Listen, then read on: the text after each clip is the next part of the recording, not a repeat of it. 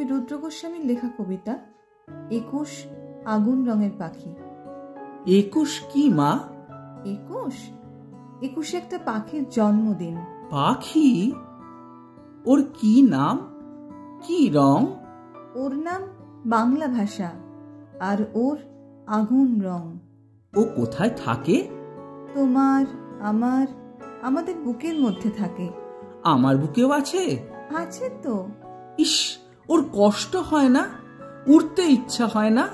ওরে তো, এই যে আমি কথা বলছি তোমার দিকে উড়ে যাচ্ছে, তুমি কথা বলছো আমার দিকে উড়ে আসছে। কোথায়? দেখতে পাচ্ছি না তো। এই যে তুমি নিঃশ্বাস নিচ্ছ, নিঃশ্বাসকে দেখতে পাচ্ছ? পাচ্ছি না তো। ও কি নিঃশ্বাসের মতো মা? এতক্ষণে ঠিক বুঝেছ। ও বুকের মধ্যে কোথায় থাকে? আমার বুকে কান পাতো, কিছু শুনতে পাচ্ছ? পাচ্ছি তো, টিক টিক টিক। এই শব্দটাই ওই পাখিটার বাসা। কবি অংশুমান করের লেখা কবিতা পরীক্ষা। পরীক্ষায় তোমার ফলাফল নাকি ভালো নয়। তাতে আমাদের কি? একটি ফুল ফুটে ওঠার অস্ফুট শব্দ ধরা আছে তোমার ভেতর। ধরা আছে খসে পড়া তারাটির কান্না। যা আমি বলতে চেয়েছিলাম সরস্বতী ঠাকুরের মতো মেয়েটিকে। তোমারই ভেতর ধরা আছে তাও।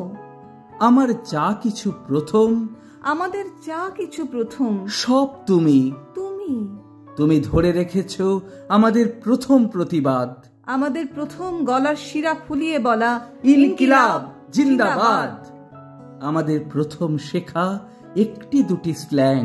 তোমারই ভেতর ধরা আছে আমাদের সিংহের গর্জন, আমাদের মেরুদণ্ডহীন ক্লিব ফিসফাস। তুমি ধরে রেখেছ আমাদের উদাসীন দুপুরের মন খারাপ, আমাদের উন্মত্ত রজনীর হই হল্লা, আমাদের বন্ধুত্ব, আমাদের শত্রুতা, আমাদের ১ থেকে ১০ হওয়া, আবার ১০ থেকে হয়ে যাওয়া ১।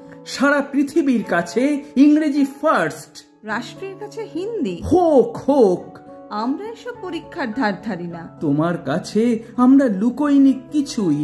বাংলা, তুমি আমাদের মা। মাকে কেউ পরীক্ষায় বসায় না।